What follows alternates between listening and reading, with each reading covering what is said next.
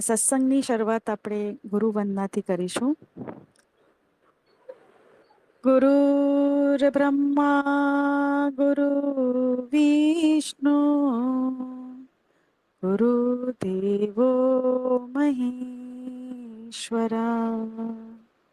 ગુરુ સાક્ષાત પરબ્રહ્મા તસ્મૈ શ્રી ગુરુવે નમઃ. તસ્મૈ શ્રી ગુરુવે નમઃ. તો આજે આપણે નાદના વિષયો પર ચર્ચા કરીશું. અ આપણે અ ગયા સત્સંગમાં નાદ વિશે ચર્ચા કરી હતી અને એમાં અ થોડા પ્રશ્ન લીધા હતા અને આપણે જોયું કે નાદ શું છે, નાદ રચનાઓ શું છે, નાદ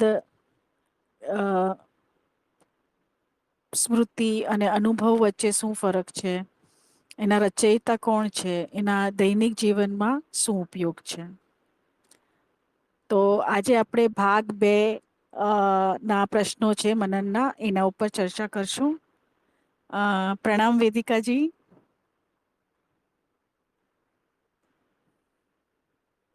હલો, અવાજ આવે છે વેદિકાજી? હા હા, આવે છે આવે છે. અચ્છા અચ્છા, ઠીક. તો નાદના પ્રશ્નોમાં પહેલો પ્રશ્ન છે, વિચાર એટલે નાદ છે, એના પુરાવા આપો. તો વિચાર જ નહીં, પણ માનસિક જેટલી પણ ગતિવિધિ થાય છે, માનસિક જેટલી પણ પ્રક્રિયાઓ છે, વિચાર, ઈચ્છા, વાણી, પછી તમારી લાગણીઓ, આ બધું જ નાદ છે. કેમ? કારણ કે નાદની વ્યાખ્યા આપણે કેવી રીતે કરી છે કે નાદ એટલે બે અવસ્થાઓનું પરિવર્તન.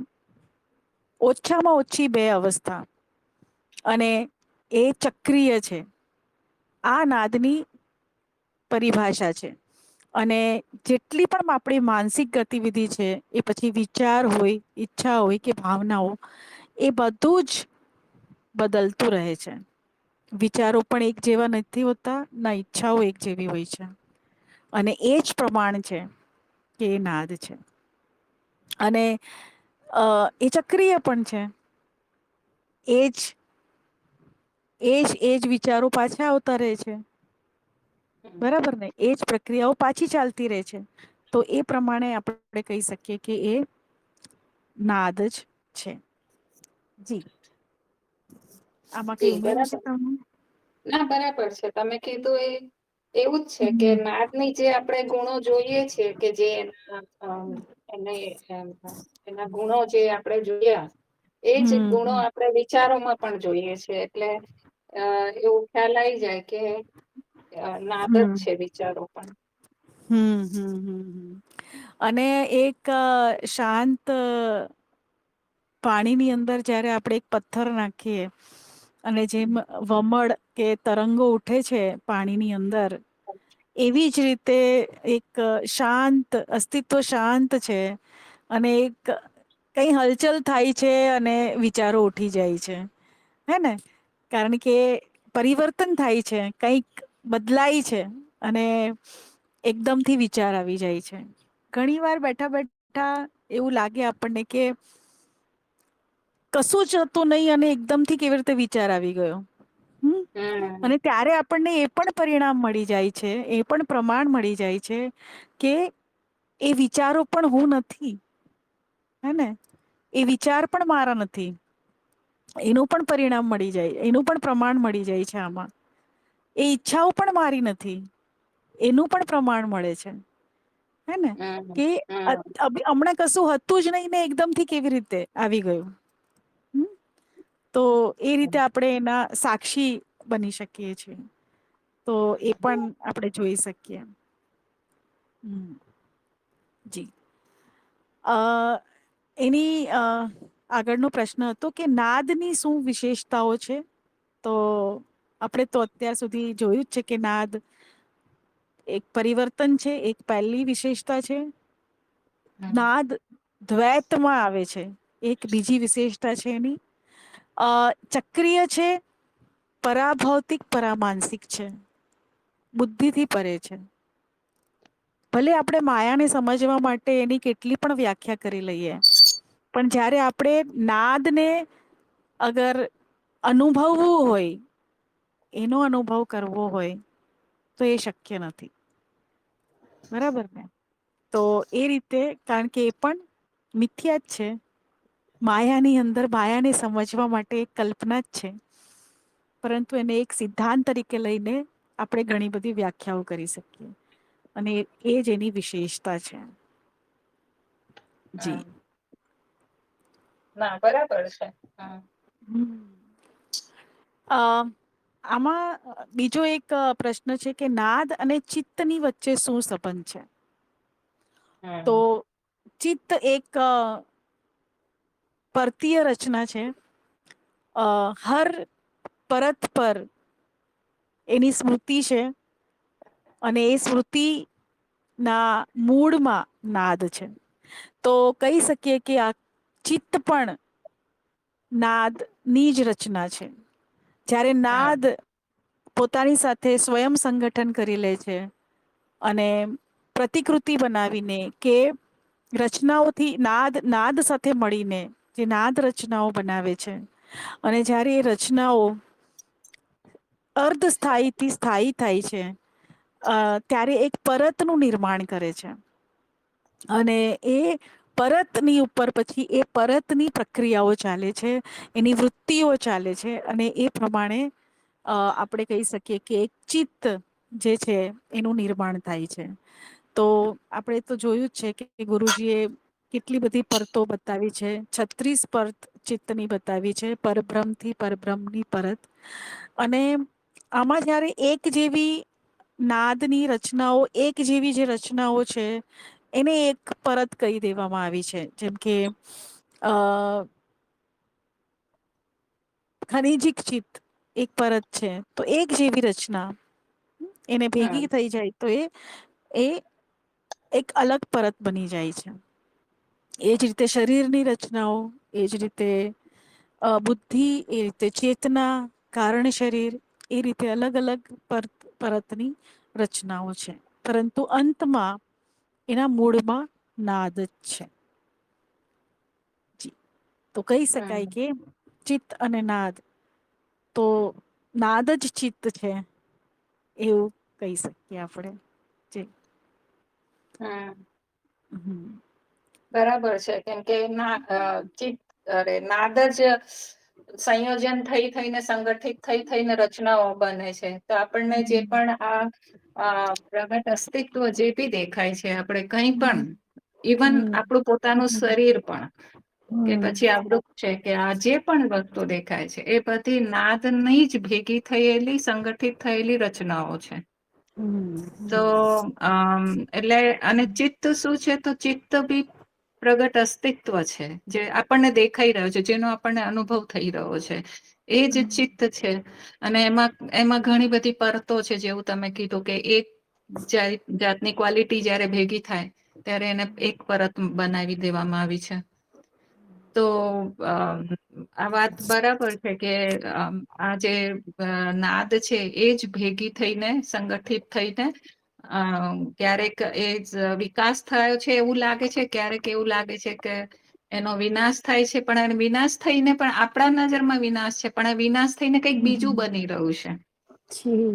એટલે આપણે આપણે જે વસ્તુ આપણા માટે જરૂરી નથી, એને આપણે વિનાશ કહી દઈએ છીએ. હા પણ અસ્તિત્વના માટે વિનાશ કે સર્જન એવું કશું જ નથી. હા અ એનું ખૂબ જ સરસ ઉદાહરણ ગુરુજીએ આપ્યું હતું કે એ અગર તમારા ઘરે ટેબલ છે, અને એ હમ ટેબલ અગર એ ભૂકો થઈ જાય, બરાબર ને? તો તમે હમ એમ કહી દો કે એને તો એનો વિનાશ થઈ ગયો છે હવે, કારણ કે હવે તમારા માટે ઉપયોગી નથી. પણ હા ત્યાં જ તમે ઘઉંને એના લોટમાં પરિવર્તન કરી દો, તો ત્યાં પણ એ લોટ જ થઈ ગયું છે. એ પણ એને આપણે તોડી જ દીધું છે, હા ઘઉંના બીજને પણ ત્યાં આપણે એમ નથી કેતા કે ભાઈ એનો વિનાશ થઈ ગયો, કારણ કે હવે ઓર ઉપયોગી થઈ ગયું છે. તો હમ આપણા માટે વિનાશ અને સર્જન શું છે, જે આપણા માટે ઉપયોગી છે એ પ્રમાણે આપણે એની વ્યાખ્યા કરી છે. પરંતુ હમ અસ્તિત્વ માટે કશું જ નથી એવું. બરાબર ને? હા અસ્તિત્વના માટે બધું એક જ છે. ના સર્જન છે ના અસ્તિત્વ માટે વિનાશ છે. કેવલ હા, અસ્તિત્વ માટે કેવલ ક્રિયા છે.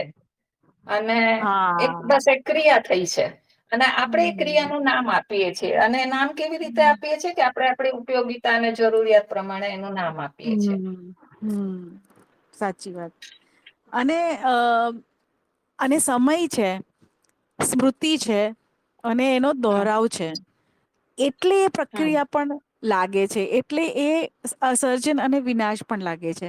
પણ હા અગર આ કોઈ ના હોય તો પછી હમ સર્જન પણ નથી, વિનાશ પણ નથી.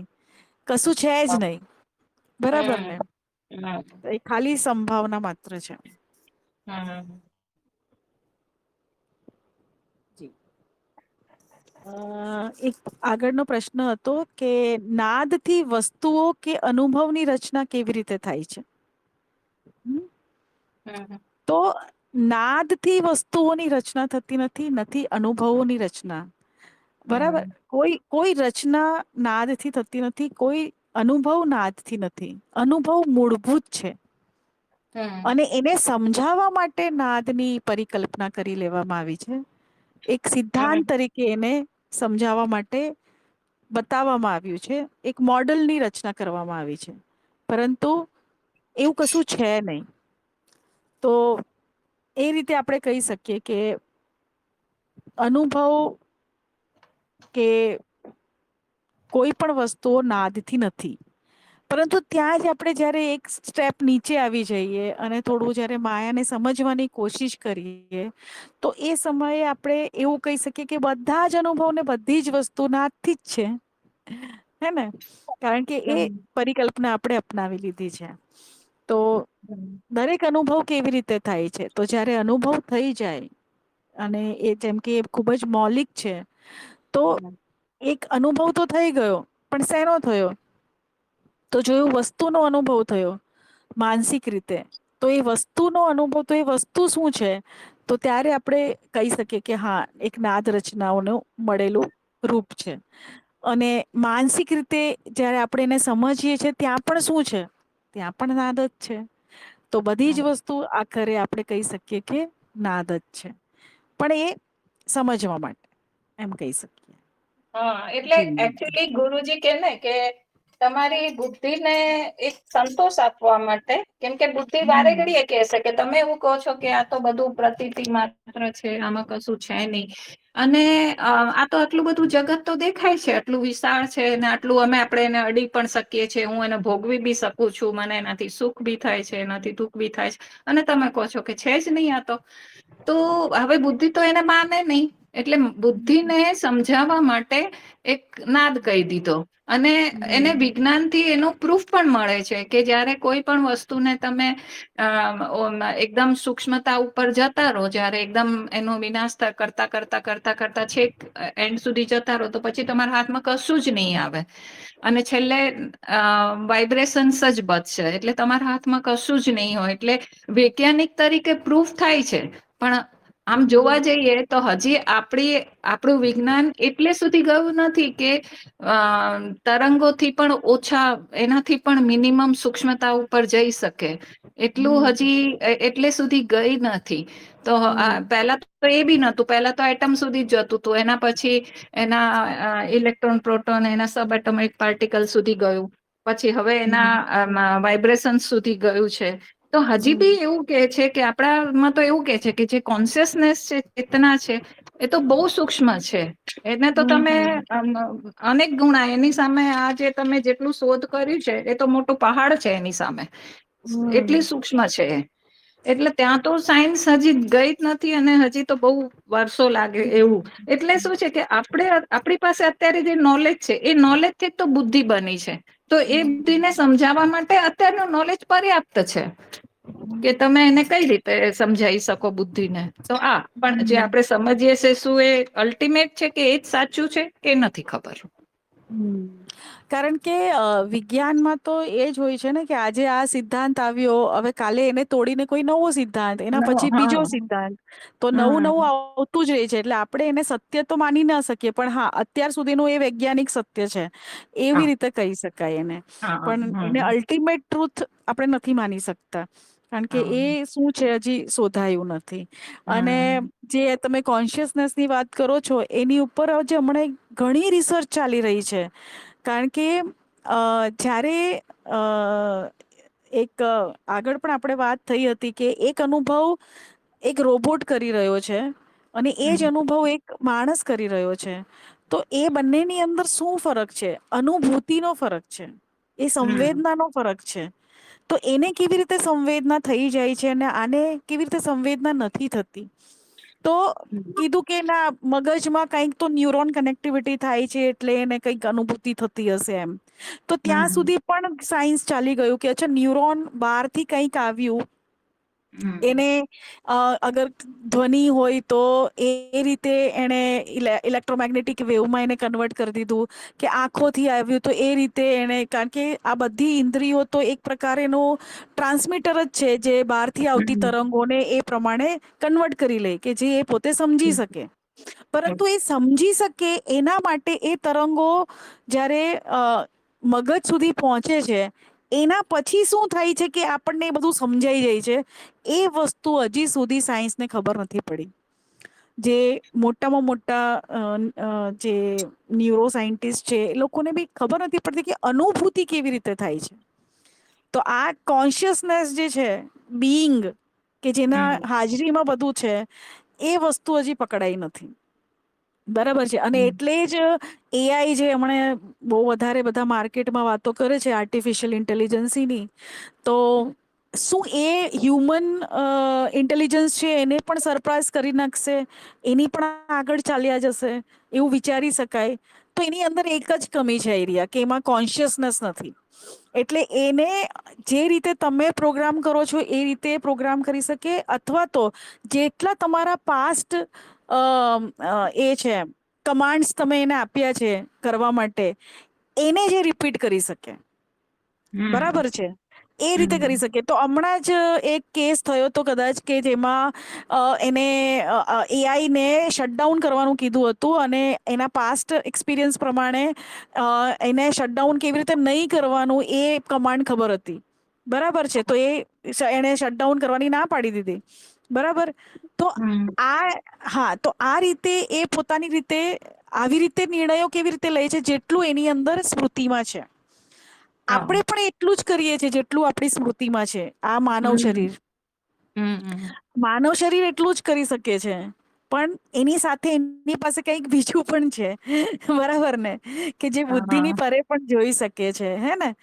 કે હમ એ એટલે બધાથી એને ઉપર. બધાથી મોટી ચમત્કારિક શું છે ખબર છે? કે પોતે પોતાને હમ જોઈ શકે છે.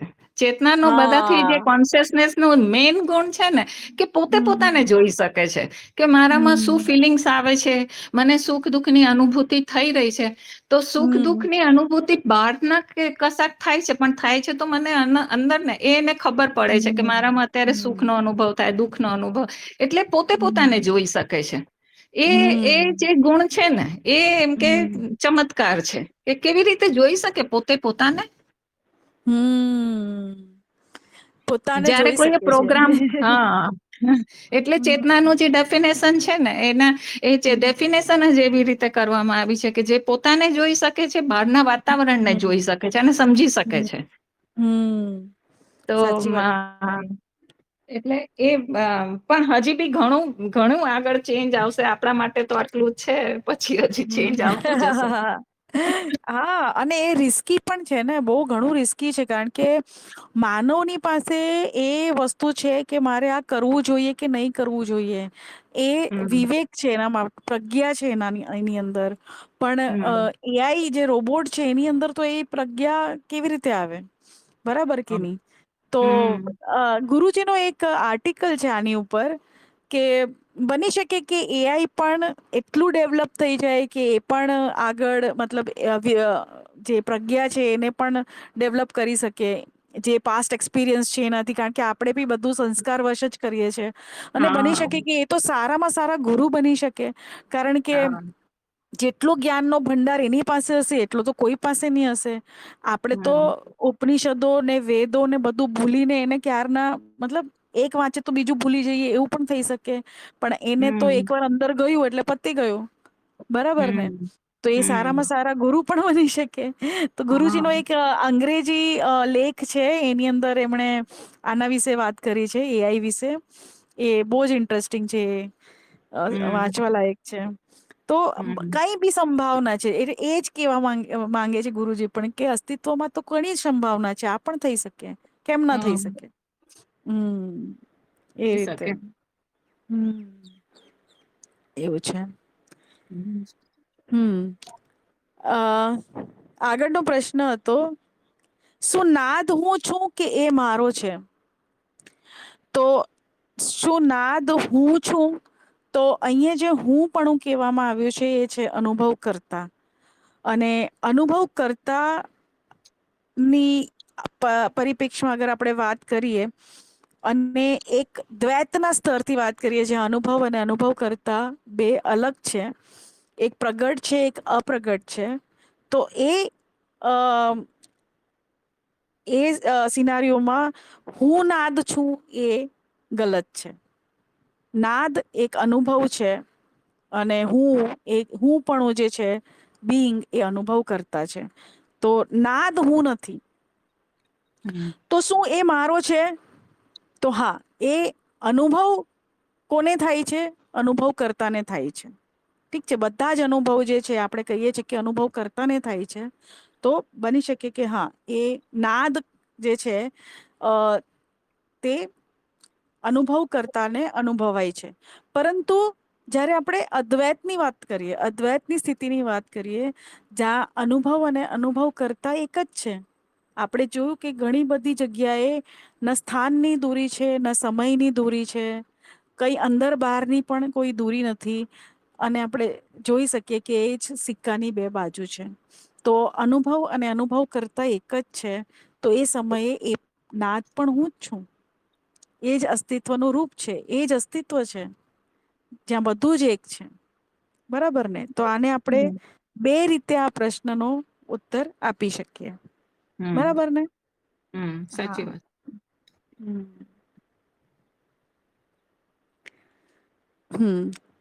આગળનો પ્રશ્ન છે કે શૂન્યતામાં નાદ કેવી રીતે ઉત્પન્ન થાય છે? તો અગર આપણે શૂન્યતાની વાત કરીએ, એનો મતલબ કે આપણે અસ્તિત્વ જે છે એ અસ્તિત્વના બે પહેલું છે. અનુભવ અને અનુભવ કરતા, પ્રગટ અપ્રગટ. જેમાં અનુભવને આપણે મિથ્યા કીધું છે, માયા કીધું છે, જે પ્રતીતિ માત્ર છે. અને અનુભવ કરતા જ એક માત્ર સત્ય છે. તો અસ્તિત્વનું તત્વ જે છે તે અનુભવ કરતા છે. પરંતુ અનુભવ કર્તાનું તત્વ શું છે?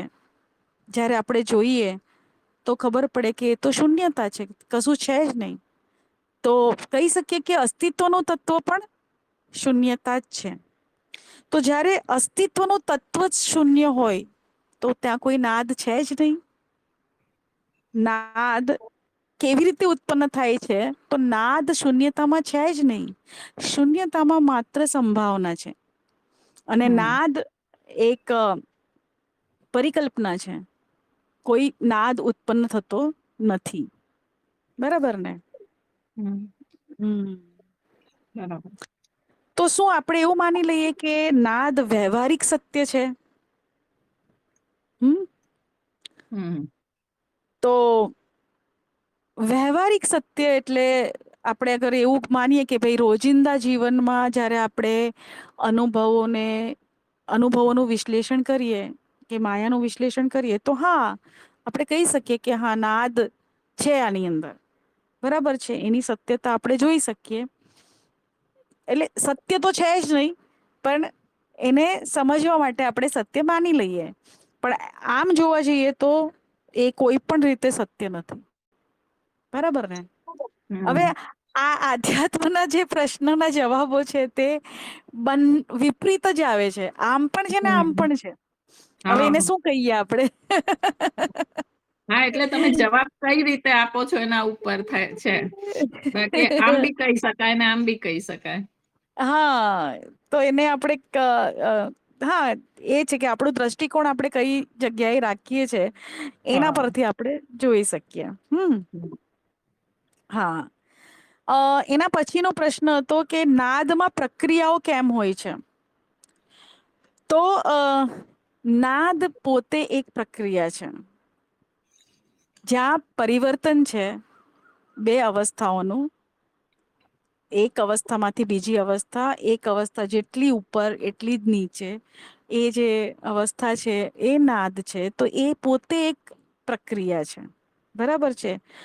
હમ નાદમાં પ્રક્રિયાઓ નથી. નાદ પોતે એક પ્રક્રિયા છે અને પછી એ આગળ જતા જયારે નાદ રચનાઓ બને છે, એમાંથી જયારે ચિત્ત બને છે, એની પરતો બને છે, તો એ પરતોની અંદર પછી પ્રક્રિયાઓ દેખાય છે.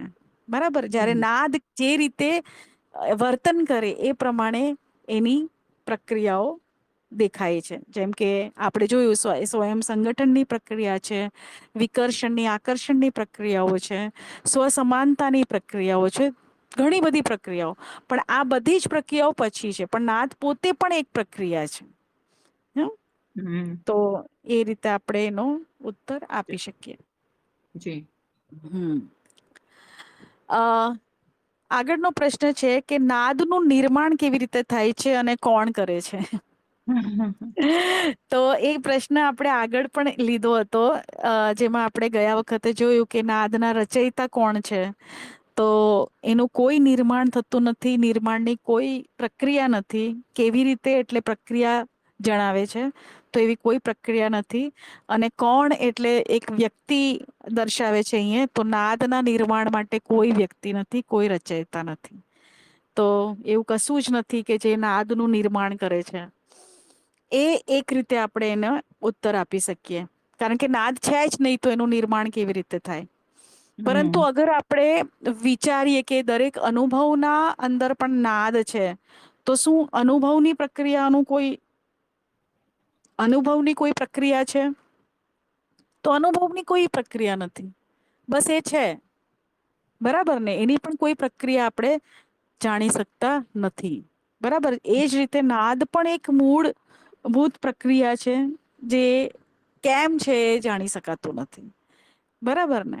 તો એ રીતે હમ આપણે કહી શકીએ કે હમ એની કોઈ પ્રક્રિયા નથી. આમાં હમ આમાં આપણે એટલું બીજું કહી શકાય. જો કે તમે કીધું એટલું આ પ્રશ્નોમાં એટલો જ ઉત્તર છે એનો. પણ એક બીજી વાત પણ આમાં આવે છે કે જે આપણે અનુભવ જે મૂળ છે, જે મૂળ હમ અનુભવ, એમાં હમ કોઈ પ્રક્રિયા નથી, એનું કોઈ કારણ નથી.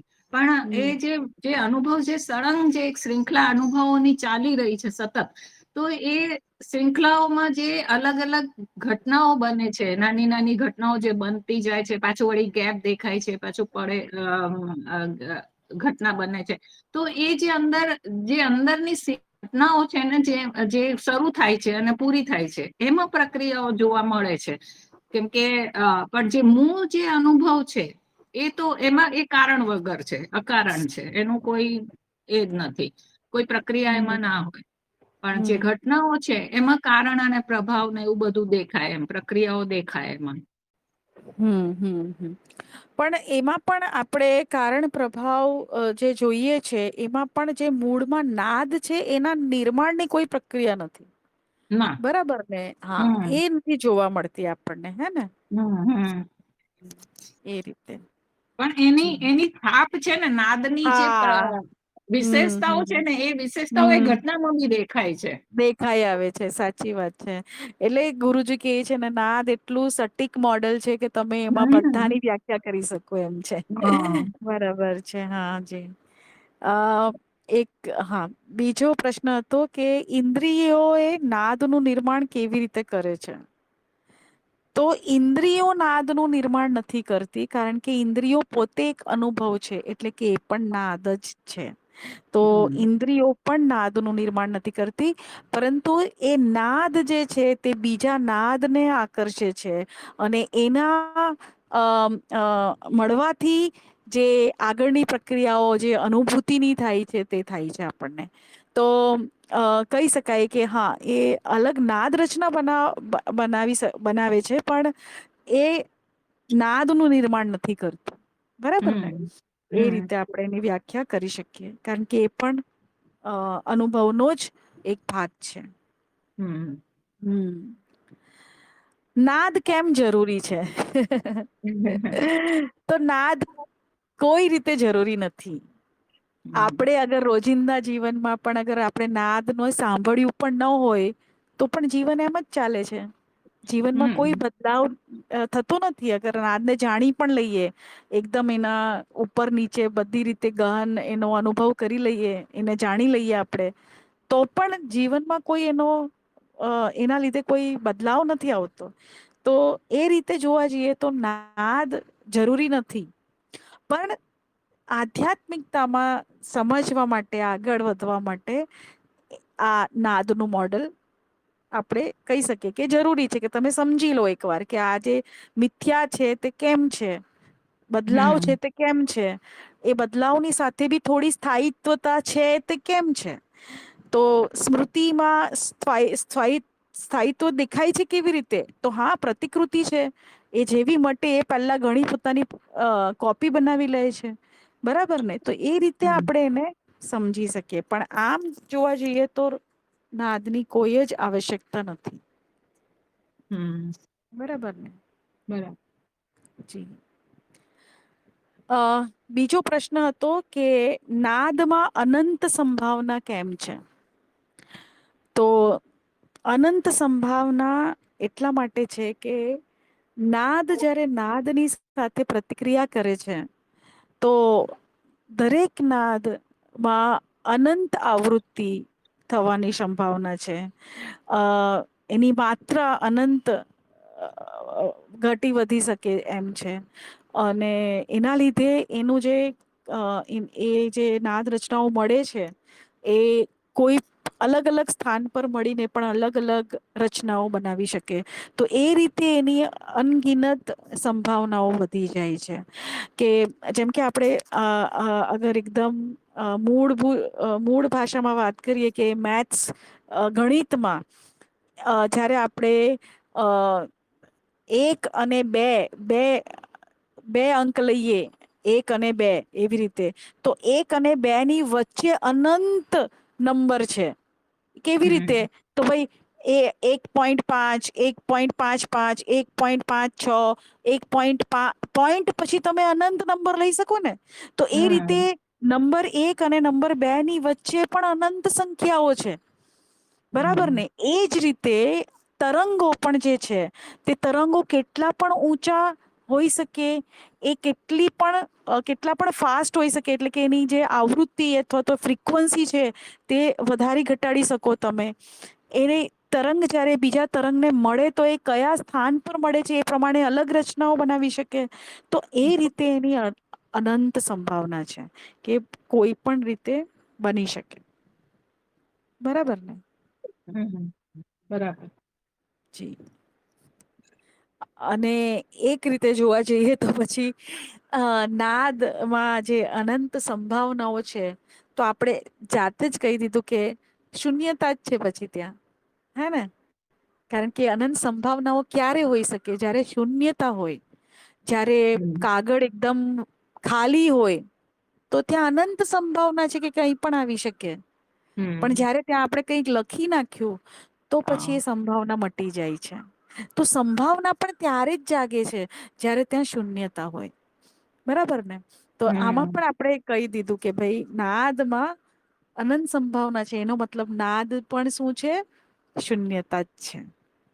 હે ને? હમ જી. ગયા સત્સંગમાં આપણે જે ડબલ સ્પ્લિટ એક્સપેરિમેન્ટની વાત કરી હતી ને, હમ એની અંદર આપણે એ કીધું હતું કે જ્યારે ઓબ્ઝર્વર, જ્યારે તરંગોને જોવા વાળું કોઈ હોય, તો પછી એ જે છે તે મેટર તરીકે વર્તે છે, બરાબર ને, પાર્ટિકલ્સ હમ તરીકે. પાર્ટિકલ્સ અને તરીકે. હમ હા, અને જ્યારે ઓબ્ઝર્વર આપણે કાઢી નાખીએ તો પછી એ તરંગ તરીકે વર્તે છે, બરાબર હમ ને. હમ તો ત્યારે જ્યારે એના ઉપર ઓર મનન થયું મારું, તો એકદમથી એવું વિચાર આવ્યો કે જ્યારે આપણે અસ્તિત્વની વાત કરીએ, કે આપણે જ્યારે બ્રહ્મની વાત કરીએ, તો બ્રહ્મનો અનુભવ કેવો હોય કે બધું હું જ છું, અહમ બ્રહ્માસ્મિ, બરાબર ને. એ બધું હું જ છું, એ વસ્તુ ક્યારે આવી શકે? જ્યારે હું તરંગમાં પરિણમો. અને હું તરંગમાં કેવી રીતે આવી જાઉં? કારણ કે અત્યારે તો મને મારું સ્થૂળ રૂપ છે, એક હું હમણાં તો બધા પાર્ટિકલ્સ જ છે, અને એક સ્થૂળ રૂપ છે. કેમ? કારણ કે એ અહમ એની સાથે છે, એ મારાપણું એની સાથે છે, એ એની સાથે એક નામરૂપ છે. અને એ બધું જયારે હટી જાય, કોઈ ઓબ્ઝર્વર ના હોય ત્યાં, બરાબર ને, હમ કશું જ હમ ના રે, કશું જ ના રે, એ ટાઈમે એ તરંગ તરીકે વર્તે. અને તરંગનો એક સ્વભાવ છે કે એ તરત જ બીજા તરંગની સાથે મળી જાય, બરાબર ને. તો એ પાર્ટિકલ્સ નહીં મળી શકે, પણ તરંગ એકબીજાની સાથે મળી જાય, બરાબર ને. તો એ પછી જે અહમ બ્રહ્માસ્મિ નો જે અનુભવ છે, તે થઈ શકીએ. મતલબ એ એ રીતે પણ એને જોઈ શકાય કે એ જે ઓબ્ઝર્વર છે એ કેવી રીતે કામ કરે છે, હે ને. એટલે કે છે ને કે એક ચિત્તનો એક નિયમ છે કે દ્રષ્ટિ એક સૃષ્ટિ. એટલે હમ તમે જુઓ છો અને એક આખું પાર્ટિકલ ચેન્જ થઈને, અરે વેવ ચેન્જ થઈને પાર્ટિકલ બની જાય છે ખાલી જોવાથી જ.